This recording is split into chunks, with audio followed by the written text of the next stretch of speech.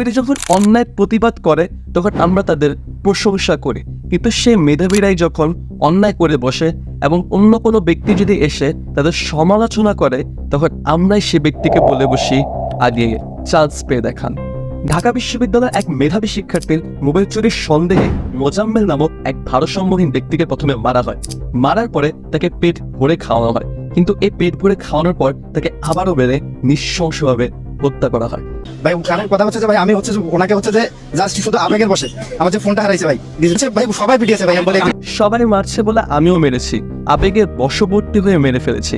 এই কথাগুলো কোনো মেধাবীর হতে পারে না। তাই আগে চান্স পেয়ে দেখাও, এই ধরনের ট্যাবু থেকে বের হয়ে আমাদের বলতে হবে আগে ভালো মানুষ হয়ে দেখ।